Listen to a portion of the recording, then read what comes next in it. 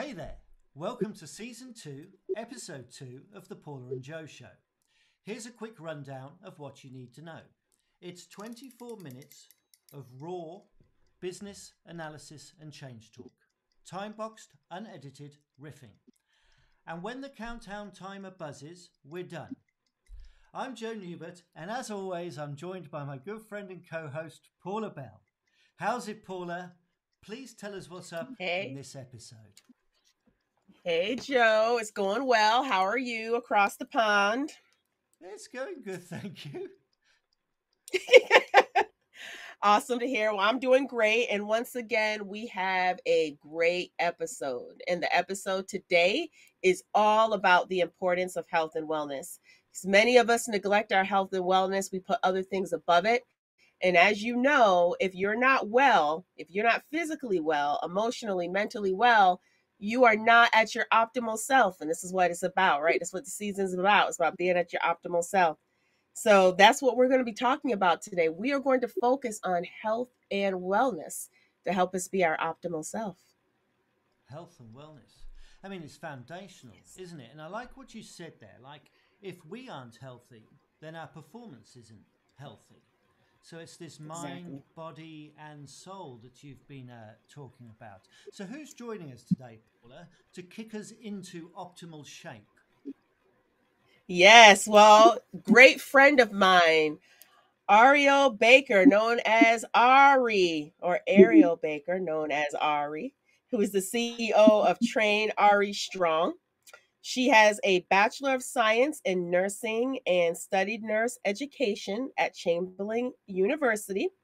She has a passion to train individuals, but she has a very specific passion for the Black African American community as well, and making sure that we are doing everything within that community to be our optimal self and performing at our optimal self. Now, a little bit about Ari. I know Ari personally. We both teach extreme hip hop step. So that's what we had talked about in the first episode, Joe, a little bit, was the extreme hip hop step. We both teach that. But Ari also is a physical trainer. She does other sort of programs like Tabata. She's done part of, she does circuit stuff. She's done CrossFit. Her energy is amazing. If you have any health questions, she's the person to go to. But I'm also honored and humbled to be Ari's manager. So I manage this phenomenal queen of excellence as well. So I have a little bit of a bias towards Ari and just felt she would be the perfect person to have a conversation about health and wellness, and she's helped me on my journey. Okay. Thanks. Hello. On the pod, so what do you think, Joe? What do you think? What do you think about Ari? I think that I'm excited. Yes, I mean, yes. like welcome, Ari. Anything you'd like to say? Hi, how are you? Hi, Joe. Hi, Paula. It's going to be great. Yeah, no, hello. On the pod. And Tabata, I mean, this pod is a bit like high intensity interval training, right? We got 24 minutes. We got 5 rounds of questions, 3 to 4 minutes each. So, right, go, Paula. I mean, I've already started the clock. Round 1, HIIT, hit it. I love it. So, Ari, first question for you. When we talk about health and wellness, what does that mean to you? And why are you so passionate about it? So health and wellness for me is achieving the most optimal form for who you are. Health and wellness is going to be contingent and different for each and every person. A specific goal I might have for myself might not be the same goal for you, but at the end of the day, you want to feel like you're functioning as your best self. So for me, a goal for me may be to maintenance my weight, maybe to kick it up a notch and obtain a new level of fitness. Your version of health and wellness may be to eat better, to practice better nutritional standards. It may be to lose weight. It may be to meditate 15 minutes before you start your workday. Health and wellness is going to be the catalyst that enables you to function at your best self. I'm so passionate about it because health and wellness has changed my life. When I became focused on not just the physical parts of me, such as, my mental health, my financial health, my sexual health, my spiritual health, everything in my life started to align. So I want to be able to project that same happiness and joy for everybody else. I feel like we all have that opportunity to be the best versions of ourselves. And when we're our best versions of ourselves, we can pour into other people. We can do things for other people, and then therefore it creates an environment that's better for everybody. So one of the things you said there, Ari, that I would love for you to expound more a little bit is you said when you started to get all aspects of your health, mental, emotional, physical, and together, everything came into alignment. So why do you think it's important for individuals to focus on their health and wellness? Because clearly it's helped to center you, to ground you, to help you get into that balance. Why do you feel that's so important for other people to do and to follow suit? Well, I think about quality and quantity. One, when you practice health and wellness, you're going to have a higher quality of life. When you work out, everything kind of seems to fall into place. You tend to eat healthier. You have less chronic illnesses you have to worry about. With chronic illness comes more hospital stay, which is more expensive. That affects your financial health and your mental health. People who are in and out of the hospital with chronic illnesses are directly tied to mental illness. Depression and anxiety are real things. And then the quantity of life. None of us want to die at an early age. And morbidity and mortality are very real factors that we have to face each and every day in relation to chronic illness. So when you tap into things such as your physical wellness and your mental wellness, you have the opportunity to live longer and to live a higher quality life. Yes, so I mean, you've like hit it home straight away. I mean, much of this pod is pretty much like corporate office based people. And I guess when we were talking at the beginning, when we were thinking about optimal self, we were really thinking quite one sided, I guess, in like our ability to be productive at work. But when you talk about, lifespan and the longer you live, the more time you've got, so the more you can do with that time. It really is about actually trying to fulfill and be optimal, right? And just make sure, as you said, your best self, but I guess living your best life that you can as well. Right. And living your best life is not just like a little trending saying that fluctuates throughout the community. Like, what does it really mean to live your best life? Like, for me, my best life is to have enough time to be a great mother, have enough time to be able to go to the gym. If I'm constantly working, to the point where I'm mentally disabled, I'm exhausted when I come home, I don't know how to set proper and healthy boundaries, then I can live to 100. But who wants to live to 100 if you're not living your best optimal life and you're not living a healthy, balanced lifestyle? Yeah, you don't want a grumpy 100 years, really, do you? you know, yeah. Mhm. Well, I guess grumpy old men. But so if I check back to, I mean, what I said about a lot of this audience is sort of corporate based people, and I mean, I'm quite jealous in a way because you're living your purpose, right? If fitness is your purpose, you're doing fitness. So you're managing to combine those two things together in one. A lot of the people who might be listening to this could be more desk bound, right? Sat in offices or sat in home offices, whatever it is. They're going to be potentially fairly static in their day, spending long hours. So, what advice do you have for people who perhaps are a little more static than dynamic in their day-to-day stuff? And I just want to throw in the last bit to this, especially given what we've been through over the last couple of years. I'd suggest that those people who are at their desks are even more static than they were, or someone might have been if they weren't mindful enough to change things, because we're not standing in front of whiteboards anymore. We're not taking the longer walks to coffee anymore. A lot of what I call the micro moments that we used to have, like in between meetings, I just click a button now, whereas I used to walk between rooms. So many people have lost a lot of those micro moments. So, what advice have you got to maybe try and bring back some of that day to day movement, but also perhaps some bigger movement that's going to affect our longevity too? Absolutely. I would say create your own micro moments. I think us as human beings, we sometimes wait for people to give us permission to do what we need to do to fulfill ourselves. So like before COVID, you would have a boss telling you it's okay to take two 15-minute breaks and then one 30-minute break. If you know that you're more static and that you're at home and you have the flexibility to get up and walk around, I would do so. But plan out your day accordingly. Go ahead and take that 3 or 4 15-minute breaks if you need to. Have your moment of selfishness.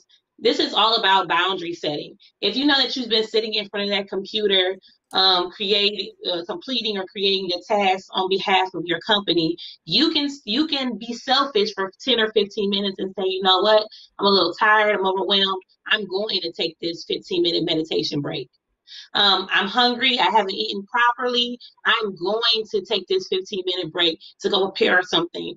Preparation is key. If you don't plan, you know you're going to fail. So if you know that you're stagnant and you're always in front of the computer, nutrition is the first thing that I'm going to tell you to focus on, because sometimes you don't have the ability to get up and work out for 2 or 3 hours out the day. Your nutrition is going to be your key. So I would say meal prep.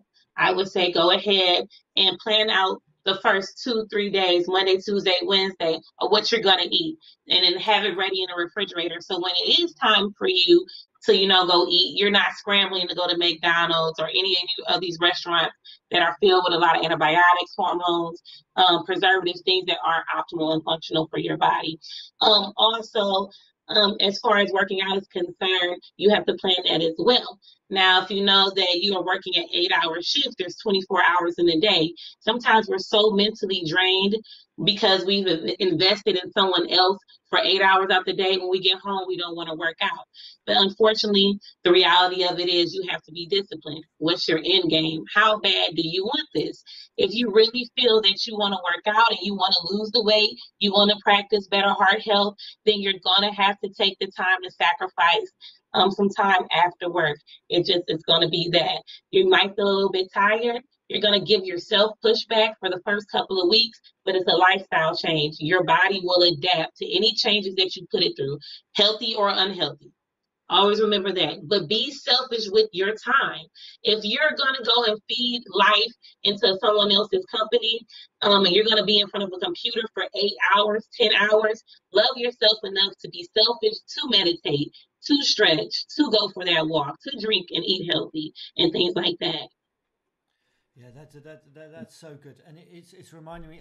You used a phrase in there. I think basically plan or plan to fail, or don't plan, plan to fail.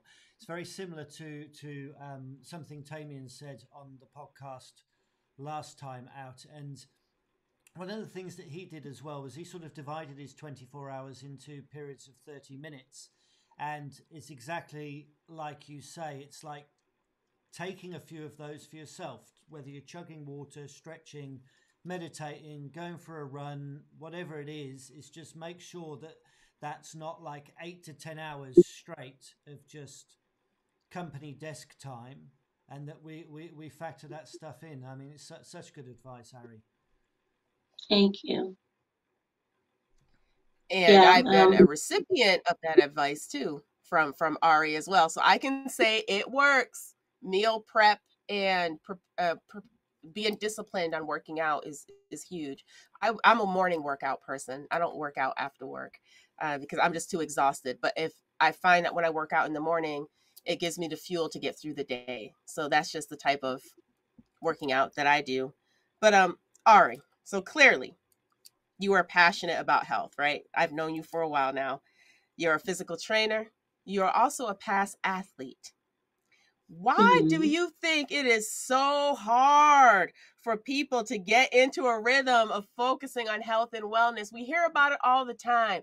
People will rather pay hundreds of dollars a month in medication where that could potentially be avoided, like you mentioned before. Why is it so hard? Can you help us out? Why? To be honest, health and wellness, up until I would say the last 10 to 15 years, has not been pushed as readily as going out to make a living. Like if it was in society, if it was in our societal norms that health and wellness is primary, then we will all do it. But we, you know how we were raised. We were raised to go to school. You go to school for 8 hours. Go to college. You go to college and do your courses throughout the day. Go get a job. You're going to sit at a computer. You need to make money. You need to make money. You need to be financially stable. All these things were pushed in our ears. It was never pushed, watch what you eat. It was never pushed, you need to work out an hour to 2 hours a day. You need to have and practice mental wellness. You need to meditate. You need a therapist. These things weren't pushed to us until within the last decade, because chronic illness started plaguing us, because mental illness started plaguing us. The rates of suicide started increasing. So now we're doing a little bit of backtracking. We're doing a little bit of it's the opposite of preventative care. Now we're trying to sit here and go back and figure out what we need as a human race and a culture to figure out how can we prevent things from going on. So that's why it's so hard. If we were raised from the time that we were small children that, hey, you need to take care of yourself mentally first, you need to take care of your body first, and then the money will follow, then I think that our culture would respond better to it. Also, we're in a very, very impatient culture that wants results immediately. We don't want to work 90 days to 120 days to a whole year to get our goals. We want instant results. So when we work out for a week and we don't lose that 10, 20 pounds within the first week or two, then we give up, because we're used to being comfortable. We're a very, very, very spoiled society, where when we get a little uncomfortable, when we feel a little bit of pain, we want to shift and find the next best thing, the easier thing. And that's why it's hard to stay on schedule. We can come up with every excuse it is in the world, but to be honest, if you are just if you don't get comfortable with getting uncomfortable, you're not going to reach any goal. I don't care if it's with work or being a parent or anything. If you don't like getting uncomfortable, you're never going to be successful, because you're going to have to push past barriers and obstacles that are going to make you feel like it's going to make you question who you are. It's going to question how strong you are. You're going to have moments where you want to cry, you want to give up. So yes, if our society doesn't start teaching us that, health and wellness should be primary, and that in order to obtain health and wellness, we have to learn how to not shy away from discomfort, then we're going to continue this path of unhealthiness. Yeah. So you mentioned some great things here, right? Some of the challenges that people have, instant gratification. Again, I'm a witness. That doesn't happen like that. It didn't take you a week to put on the weight or to get where you're at. You're not going to lose it in a week, right? You also talked about getting comfortable, being uncomfortable. You hear that quite a bit. Are there any other challenges, one or two more that you can think of top of your head, that you will hear people say that we can dispel these myths and give some advice on, no, you need to stop thinking this way? Yeah. I don't have the time. That to me is poor time management. I'm a mom. I have a couple of businesses. I still work as a registered nurse. I get all these things done because when you have a priority, you're going to make a way. So it's poor time management. If you sit out and write out everything that you want, you absolutely can fit that hour in the gym. You absolutely can eat healthy. It's just when you fail to plan. Another one, especially in the lower socioeconomic and Black and brown community. Oh, well, my family has just always been big. Absolutely not. That is something that you do not have to subscribe to. Your mother might have been overweight. Your dad might have been overweight. Your grandmother may have had heart disease, and diabetes may be prevalent in the family. That does not have to be you. It doesn't mean that you should just, sometimes we pacify ourselves and give ourselves excuses in relation to what's going on with other people in our family to give us an out from deciding to be better, to give us an out from working out. Well, I don't need to work out because my whole family is big. It's hereditary. It doesn't have to be that way. So those are a couple of excuses I hear constantly. Oh, my family is this way. Oh, and I don't have enough time. And let me see what else. The time is the biggest thing. Mm-hmm. No one has enough time, it seems, to be healthy these days. Yeah. Yeah, it is a big. I mean, it's a big excuse for everything. Time, isn't it? It doesn't matter what it is. You know, I don't have time to do that. So it's about priority, then, isn't it? It's like clearly that thing isn't as important to you as perhaps you think it is, because you're allowing it to go down to the bottom. And I'm thinking here about, I think it's 21 days they say it takes for habits to form, isn't it? And sort of on habits and trying to take this better path to health and wellness, I always feel 21 days is a bit too short. 21 days for me, it's fine if you have a stable environment. So what I mean by this is let's say I start a new habit today around eating. I don't know, I'm going to stop eating fried chicken and start eating steamed chicken. And if I start that today, in 21 days, I've probably nailed that habit here at home. But then if my circumstances change and now I'm going into an office or something, suddenly that I can't steam chicken anymore means I'm back to some kind of petrol station, garage, takeaway, whatever it is. So there's an important thing for me of trying to retain that habit when you change circumstances, change environments.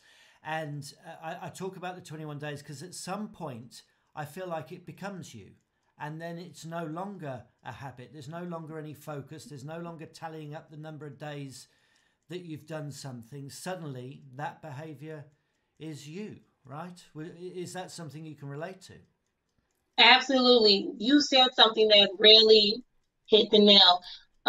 When you stop counting the days, that's when you know it's a lifestyle change. If you sacrifice something, let's say, oh, I'm going to give up meat, and you're counting the days, you are still in that mind frame of where it's not weak, but you are susceptible to falling off the wagon if you're still having to count. Lifestyle is when it's a second nature habit for you. Like when you get up and you brush your teeth, you don't count how many days you've been brushing your teeth. You just do it, right? And the same thing with fitness. I'm at the point now in my life where I work out. I don't have to count how many days I work out. I just know no matter what, it's going to happen because it's a part of my life now. So 21 days is the absolute bare minimum. Absolute bare minimum for establishing a habit. To me, 21 days is just getting the ball rolling. It's the catalyst. It's almost like proving to yourself that it can be done. But I really feel like if you can get past the 6-month mark, the 1-year mark, that's when the habit is really instilled in you. Because now you're not so much worried about the trends. Because a lot of times we adopt things because it's a trend. So fitness isn't a trend for me. If no one else on this planet decides to work out ever again, it's not going to affect me. I'm still going to work out. But a lot of these diets are trend based. So if you're just doing a diet because you see everyone else doing it, then we know if it's truly a lifestyle change for you or not. Yeah. So, okay. So what tips have you got for me then? Like if a lot of people struggle to 21 days and then at the end of 21 days, they probably like reward themselves by relapsing in some way, right? What tips have you got to get me to 6 months to a year? Okay.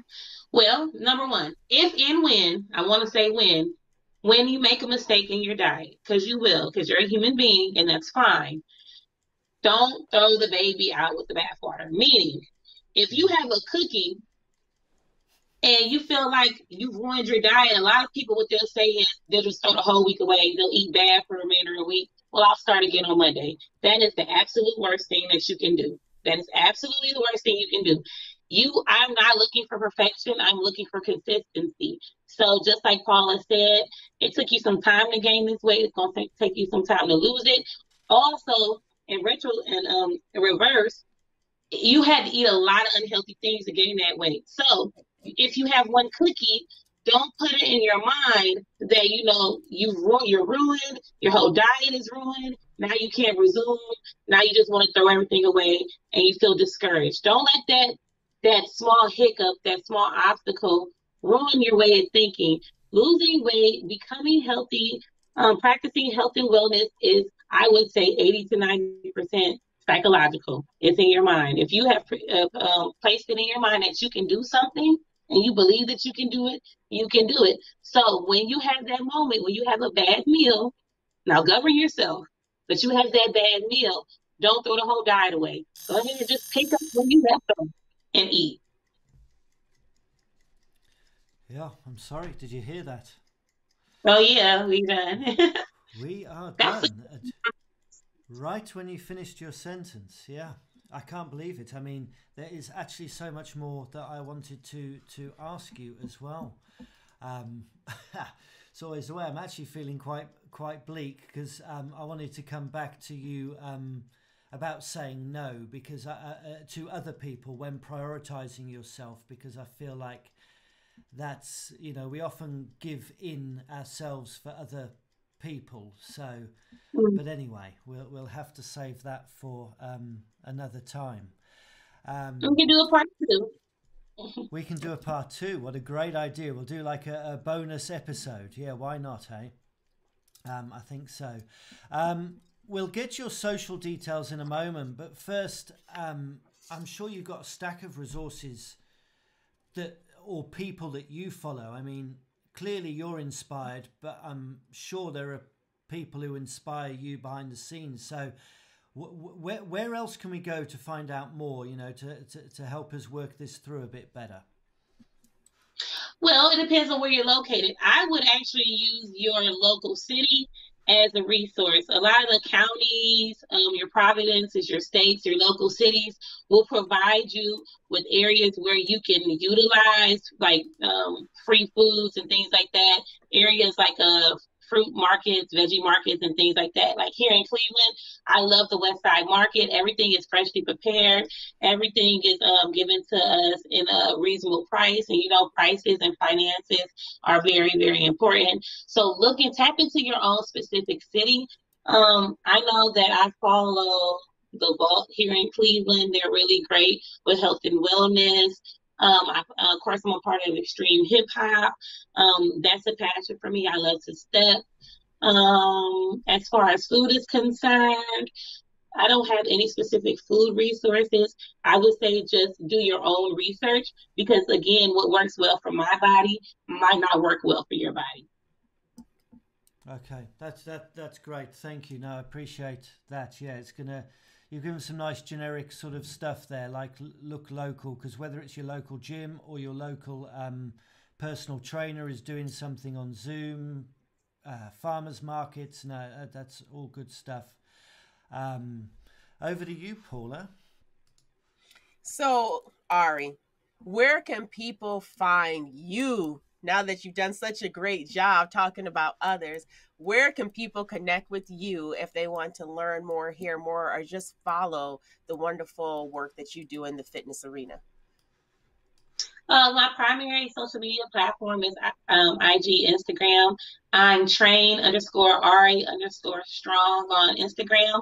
I'm a little bit of everything. You'll see me lifting weights. You'll see me talking about health and wellness practices. I'm also an autism warrior advocate. You'll see me talking about that. I talk about meditation, spirituality. So you'll get a little bit of everything. And you can also contact me on trainaristrong at gmail.com if you want to contact me directly. That's it. Awesome. Okay. Thanks, Ari. And thank you for tuning in. We appreciate your support. You can subscribe to the Paula and Joe Show on your pod player of choice, whether it's iTunes, Amazon Music, Spotify, YouTube, and we're on more too. If you enjoy the show, then please help pass the pod by leaving a 5-star rating. You can follow at 168FM on LinkedIn, Twitter, Facebook, and IG. And you can keep the riff going too by leaving your comments over on the blog at 168.fm. That's the words 16 and 8, not the numbers. We'd love to hear your take on bringing your whole self. Ari, Paula and I will join you there. Until then, take care and keep growing.